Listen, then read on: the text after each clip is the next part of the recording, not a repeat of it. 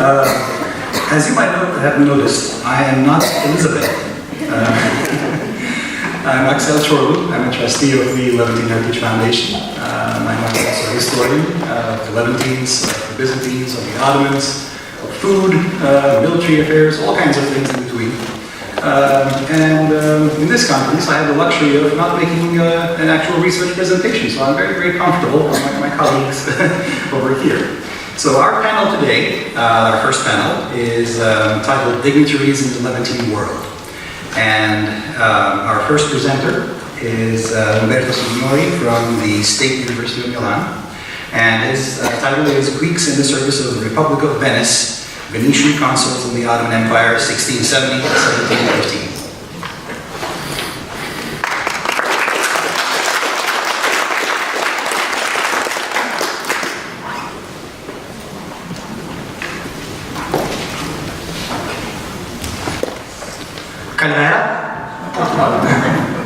Good morning, everyone. This presentation deals with the identity of some Greek notables, both Catholic and Orthodox one, living in the Ottoman Empire.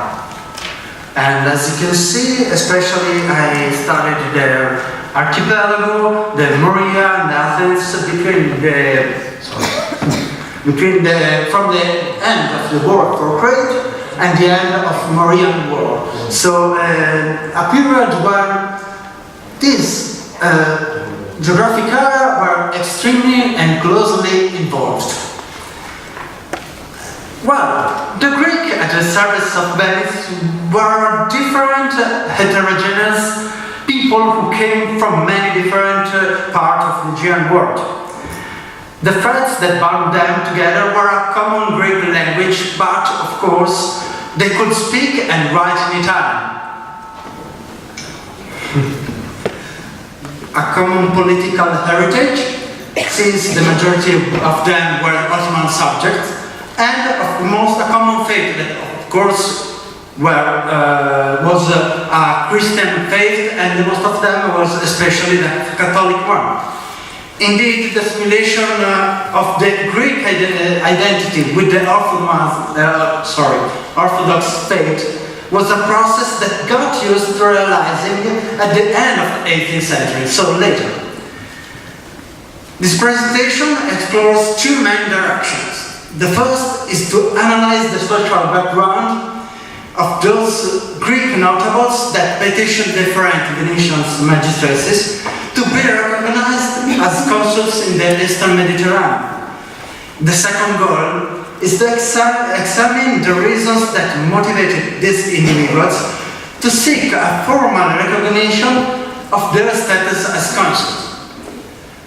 I hope that this case presented will provide important insight on the stability of belonging, in which the classification of individuals depend on less on the individual qualities such as status and nativeness than on social practices and social networks such as residence and payment of taxes.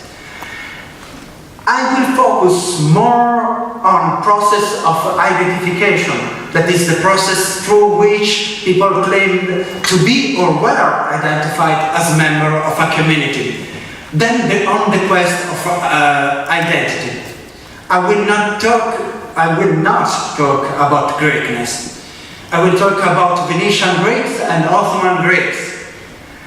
These presentations relies on documentation preserved at the Venetian state archives, in most cases letters sent by those Greek notables before and after becoming Venetian consuls to the Bible, so the permanent ambassadors in Constantinople, or to the other Venetian magistrates in Levant. These types of sources are the most revealing documents about those social practices defining the individual membership. I hope that this research casts light upon institutional resources available to social actors to produce evidence of their own identity in a context of jurisdictional competition. but it will also show how the ability to enjoy some privileges and not only some rights from diplomatic negotiation decided the classification of people as protecting foreigners or vulnerable locals.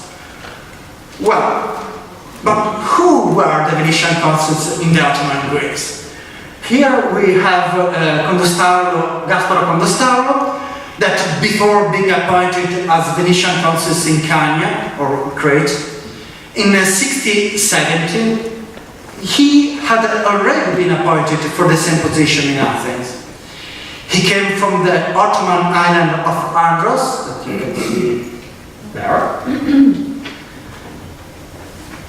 And his family was one of the most prominent Catholic families of all the Aegean world, archipelago, of course. And then we have Filippo della Grammatica. He was appointed consul in Athens in 1671, after Condostarlo had moved in Crete. His family ranked in the feudal and Catholic family and owned a large amount of real estate in Kimolos, in Naxos, in Sifnos, and especially in Andros, the place of origin of Filippo, which were all islands under the Ottoman jurisdiction and administration. We have Marcantonio Cinamo, that he was originally from Chania. He was one of those Cretans who migrated in Milos during the War for Crete. In 1655, during the war, Cinamo had been appointed consul of Milos by the Venetian chief military commander. And after the peace, he was confirmed as Venetian consul in the same island. Then we have Crusino or Crusacchi Coronello, the most eminent member of Uninflation family and Catholic family of Naxos. Coronello had ties of kinship with some of the most prominent Catholic notables of these Ottoman islands, such as the Sormaripa and the Sforzacastri families. Since 1656, he had been appointed as Venetian consul for Naxos, but after the peace, he was appointed consul of Patras. And then finally we have Giorgati Spirito, that he was a wealthy and Orthodox notable of this Ottoman island, and he was recognized as, after the peace, as the Venetian of the same island. Well, during the War for Crete, all these Ottoman notables had been involved as Venetian agents, charged principally mainly with information gathering and getting supplies for the Venetian fleet. After the peace of 1670, they all were rewarded with the title of Venetian consuls. But actually, often these consulships were contested.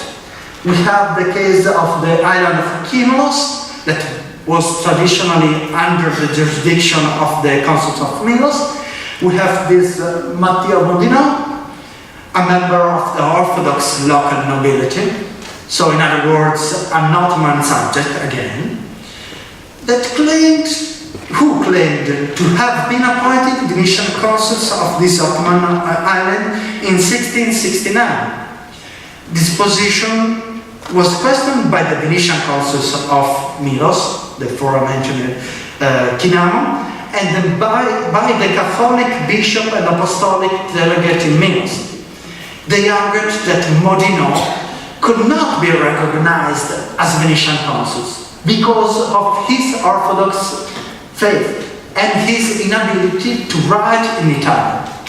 However, by the 1680s, he was appointed Venetian consul of Kimolos. Then we have the consulship of Milos that was contested as well. That after the former consul Cinamo, an Orthodox notable of the Ottoman island named Manolaki Armeni was appointed consul of Milos. He was Orthodox. He kept this title until his death in 1681. And then the consulship was then claimed by two parties. We have Giacomo Armeni, that was the nephew of the former consul, and then, even though Armeni was Orthodox, he was backed by the local Capuchins and the influential Zucco family. The competitor, Stefano or Stefanaki Armacola, was original from the Ottoman island of Kythnos, so again an Ottoman subject, and he had married a notable woman of Milos. His candidacy was backed by the Catholic Bishop of Milos for his Catholic faith. Interestingly, this is a very wonderful document, and I'm lucky that it was translated in Italian as well. This document that signed in those years by the same Catholic bishop and by the different members of the prominent families of the island, both Catholic and Orthodox ones, such as the Zucco and Armeni and Modino, state that Armacola had been a faithful and loyal subject of the powerful Ottoman Empire. Finally, in 1683, Armacola was appointed as Venetian Consuls of Milos. And finally, we have the contest for the consulship of Naxos. As Coronello, the former, was deprived of this title in 1673, two members of the feudal and Catholic nobility of Naxos, both with kinship contacts with Coronello, petitioned the Venetian Bible for being recognized a Venetian consul in this island. And we have in this the petition of Giacomo Sforzacasti that described his family's very long history of state employment as consuls and as agents. Furthermore, his candidacy was backed by the Catholic Archbishop of Naxos and Paulus. He claimed to be a better candidate of his competitor, Crucino Somaripa, because this one was an Ottoman tax collector.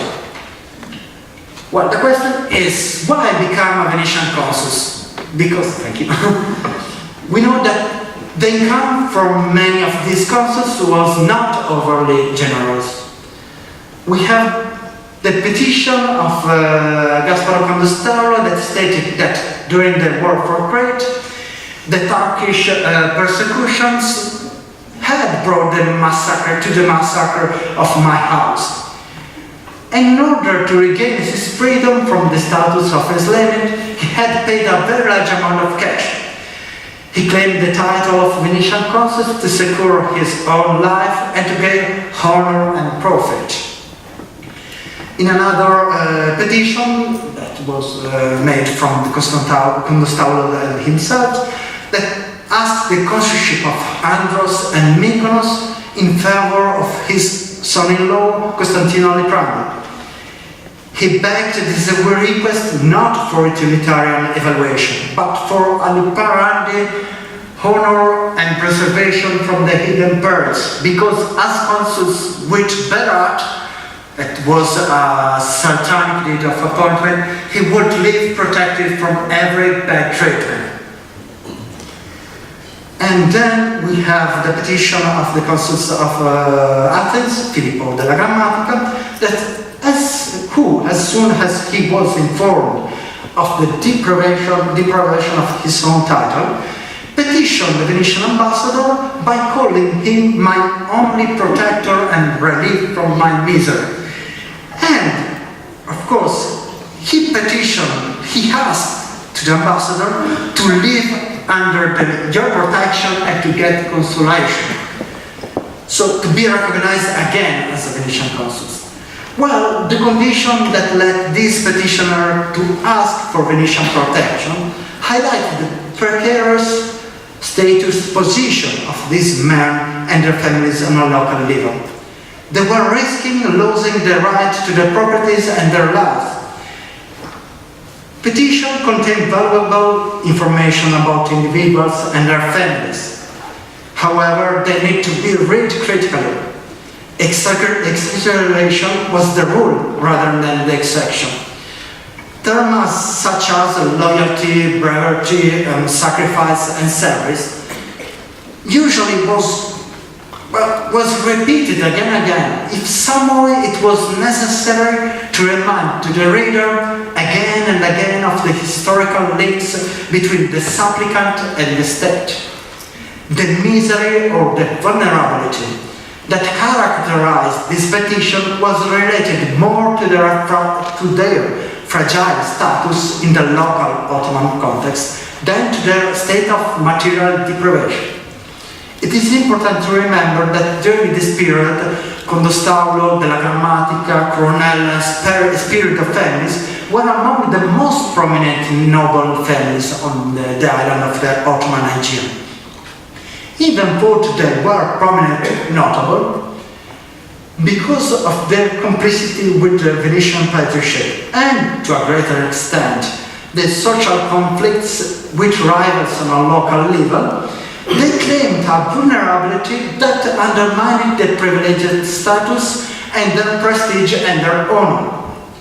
We have another example here with the Venetian Consuls of Patras, Cristino Coronello, that sought the title not in attempt to gain prosperity from the management of consular affairs in Patras.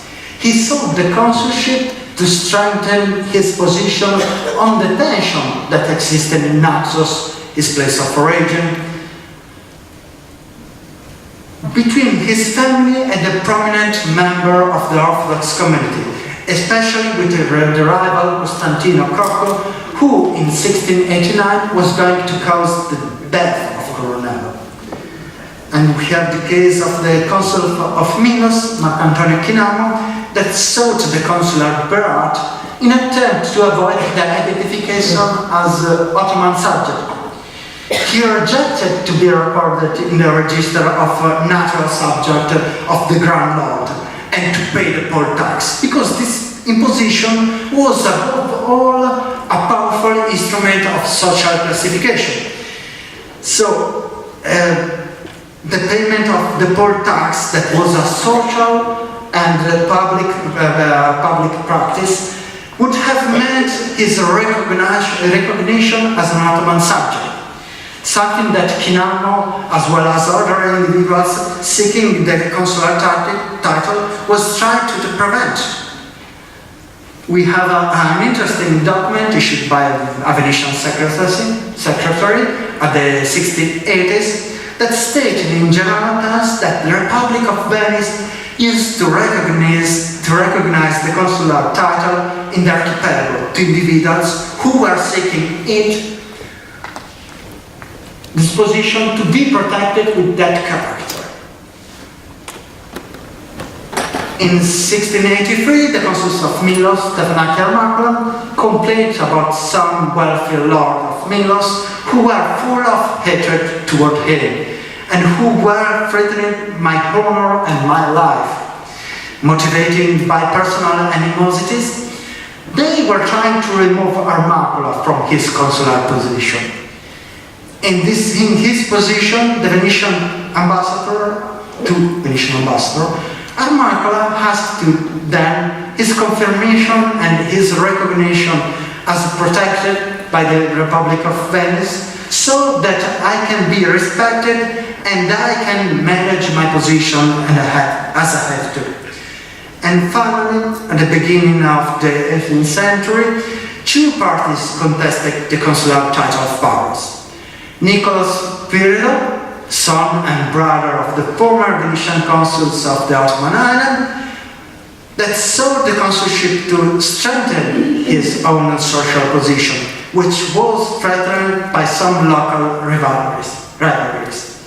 Indeed, during the Morean War, the Spirit of family had served Venice as agents, and remember had gathered local appointments and benefices.